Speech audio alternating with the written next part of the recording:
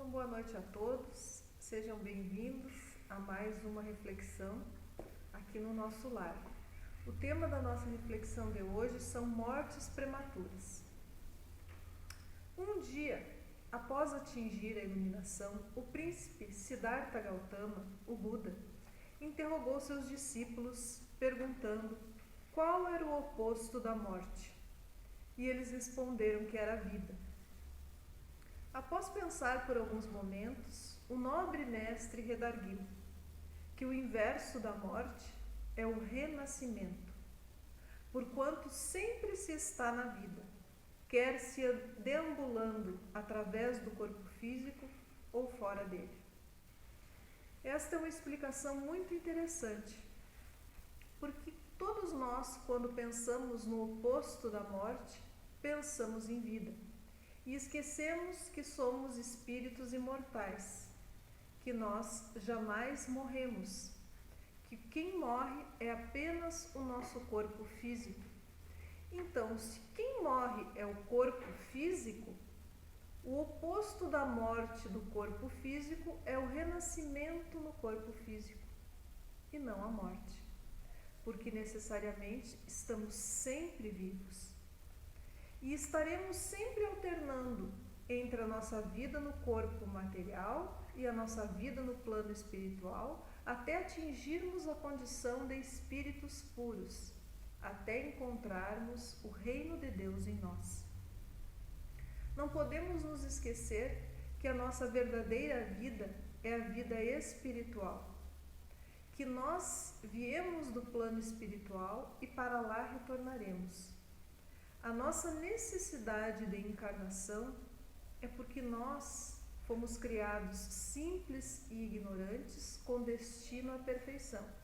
E para que possamos chegar à perfeição, é necessário que nós passemos por provas, por tribulações, por aprendizados, tudo em decorrência da nossa gradativa evolução. Porque nós no início temos apenas instintos, depois sensações, depois sentimentos, e o mais alto do sentimento que nós pretendemos alcançar um dia é o amor. Durante toda essa evolução, para que nós tenhamos a prova fática de que nós estamos realmente aprendendo, nós precisamos vir para a Terra, nós precisamos reencarnar e assim realmente provar o nosso aprendizado. Por isso é muito interessante quando nós comparamos a Terra a um educandário, a um local onde nós ficamos temporariamente internados no nosso processo de aprendizado. E é interessante porque se você vai para um internato, você fica na expectativa de sair dali de férias, de reencontrar seus amigos, de reencontrar seus familiares, e assim ocorre conosco enquanto espíritos encarnados. A nossa verdadeira vida não é aqui na Terra, não é a vida de encarnado. Almejamos os nossos reencontros, novos aprendizados no plano espiritual. Não esqueçamos que no capítulo 3 do Evangelho segundo o Espiritismo, Há muitas moradas na casa de meu Pai, quando se refere aos espíritos, à população encarnada da Terra, a espiritualidade superior nos diz que nós somos infestados de enfermidades morais. Por isso a Terra pode ser comparada a uma prisão, a um hospital, a uma casa de correção. Portanto, a Terra não é um mundo de prazeres. Além disso, nós precisamos enfrentar determinadas certezas que envolvem a nossa vida aqui. E quais são essas certezas? A certeza da doença, a certeza do envelhecimento e a certeza da morte. No decorrer da nossa existência, nós transformamos isso em tabus. Negamos e não queremos enxergar. Mesmo que tenhamos passado já por determinadas fases, nós fingimos que elas não existem, ou que isso não irá acontecer conosco ou na nossa família. Vivemos a expectativa de que todos vamos envelhecer e quando estivermos bem velhinhos nós vamos morrer. sem doenças ou sem que alguns de nós partamos antes. E necessariamente nós sabemos que muitas crianças e muitos jovens partem na tenra idade. E essas são as chamadas mortes prematuras.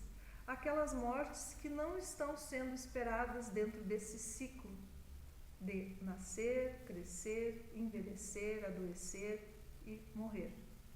As crianças e os jovens que morrem na tenra idade despertam muitas vezes muitas dores alucinantes nos pais, nos familiares, despertam muito sofrimento, porque a família não entende por que uma criança tem que passar por tanta dor, por tanto sofrimento, pela morte, por que um jovem se acidenta e fica muitas vezes tetraplégico, por que um jovem se acidenta recém terminando seus estudos, começando uma vida e falece, perde seu corpo físico.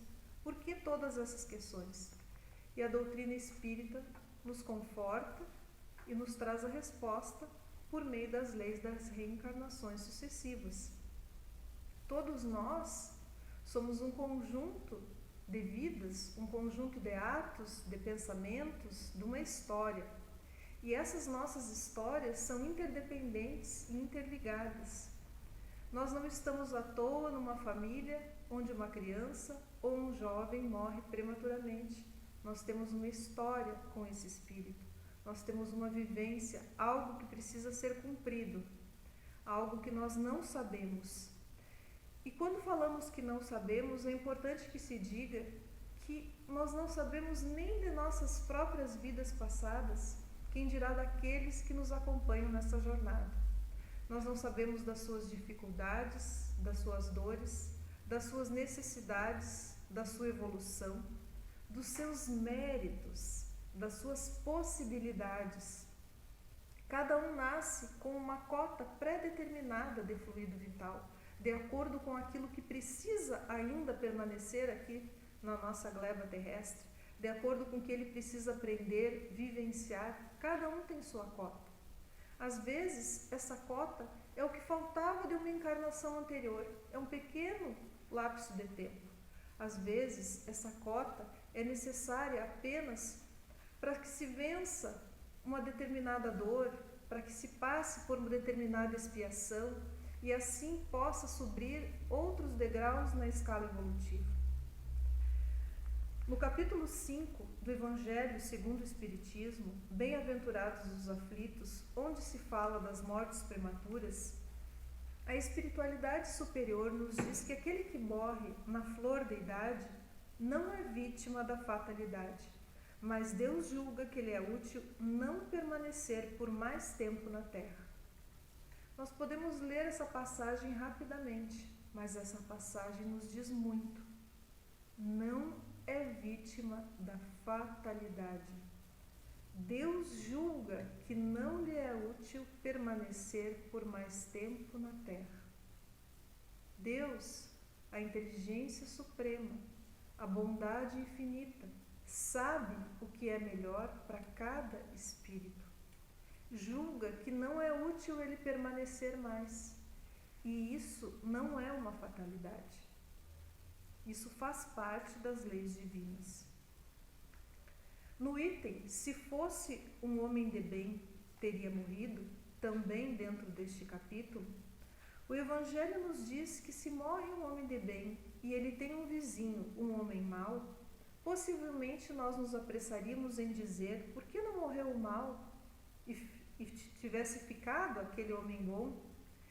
E os Espíritos nos dizem que estamos grandemente errados, porque aquele que parte já terminou sua tarefa, enquanto aquele que fica possivelmente nem a tenha começado. E mais adiante, os Espíritos nos dizem: que dirias de um prisioneiro que tivesse cumprido sua pena e que se retivesse ele na prisão, enquanto que aquele que se desse liberdade não fosse ou não tivesse direito dela, né? Porque a verdadeira liberdade é a liberdade do espírito, é o desprendimento dos laços materiais. E nós nos julgamos mais conhecedores das leis divinas e nos julgamos merecedores de dizer o que é mais importante para aquele espírito naquele momento. Isso não significa que nós não iremos sofrer, que nós não iremos nos angustiar, ter dores com a passagem dos nossos entes queridos. Nós vamos e nós precisamos vivenciar o nosso luto, porque todos nós sentimos saudade, sentimos amor, inúmeros sentimentos que precisam ser administrados. Muitas vezes precisamos reestruturar as nossas vidas, os nossos hábitos, o nosso cotidiano, a nossa rotina. Mas não esqueçamos que eles não estão mortos, eles vivem e eles estão ligados a nós pelo nosso pensamento. Nós estamos sintonizados com eles e quanto mais forte for a nossa relação, maior a sintonia. Eles vivem e esperam por nós lá do outro lado, acompanhando-nos e auxiliando-nos na aquisição de valores morais. Eles resguardam, ou seja, eles cuidam dos entes queridos com a visão ampliada. E o que significa dizer com a visão ampliada? Porque nós, quando nós estamos aqui na Terra, nós temos uma visão limitada, uma visão materialista. E por mais que nós tenhamos conhecimento da doutrina, que nós a estudemos, é completamente diferente da visão que se tem quando se chega no plano espiritual. É como se fosse um despertar. Você compreende o todo, você compreende o que você estava fazendo aqui, o seu papel, o papel das pessoas, o porquê você está lá, tudo adquire um novo sentido. Por isso que quando as pessoas se comunicam lá do plano espiritual, muitas vezes elas mudam a maneira de falar, a maneira de sentir, de se expressar, porque elas se tornam realmente mais emocionadas, mais sentimentais, mais vivenciando essa experiência espiritual. Por isso também que em cartas de muitos filhos que partiram, eles pedem que os pais continuem vivendo e pratiquem a caridade. A caridade é uma palavra muito comum nas cartas, porque eles esperam que os pais continuem amando outras crianças, outros jovens, fazendo o seu melhor, porque no momento em que estiverem fazendo o seu melhor, eles conseguirão passar pelas suas provas e isso será uma certeza do reencontro. Porque se a angústia, revolta, dúvida, desespero, isso também de forma imediata chega ao espírito, que se sente completamente perturbado, não consegue evoluir, não consegue prosseguir na sua jornada evolutiva e sente uma frustração tremenda em razão da falta de fé, de esperança e de coragem daqueles que ficaram.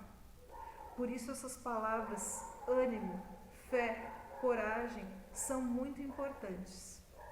E se nós nos sentimos perdidos nesse momento, é importante que tenhamos duas palavras em mente: servir, continuar servindo e amando, praticando a caridade, pois só assim nós estaremos deixando felizes aqueles que partiram antes. E para encerrar a nossa reflexão de hoje, eu quero deixar com vocês, em forma de oração, uma poesia de Santo Agostinho, que muito explica e reflete tudo isso que foi comentado. Ela se chama A Morte Não É Nada. A morte não é nada. Eu somente passei para o outro lado do caminho. Eu sou eu, vocês são vocês. O que eu era para vocês, eu continuarei sendo. Me deem um nome que vocês sempre me deram. Falem comigo como vocês sempre fizeram. Vocês continuam vivendo no mundo das criaturas e eu estou vivendo no mundo do Criador. Não utilizem um tom solene ou triste. Continuem a rir daquilo que nos fazia rir juntos. Rezem, sorriam, pensem em mim, rezem por mim. Que meu nome seja pronunciado como sempre foi, sem ênfase de nenhum tipo, sem nenhum traço de sombra ou tristeza. A vida significa tudo o que ela sempre significou. O fio não foi cortado. Por que eu estaria fora de seus pensamentos agora que estou apenas fora de suas vidas? Eu não estou longe, apenas estou do outro lado do caminho. Você que aí ficou, siga em frente. A vida continua, linda e bela, como sempre foi. Esta era uma mensagem de hoje. Uma boa noite a todos e fiquem com Deus.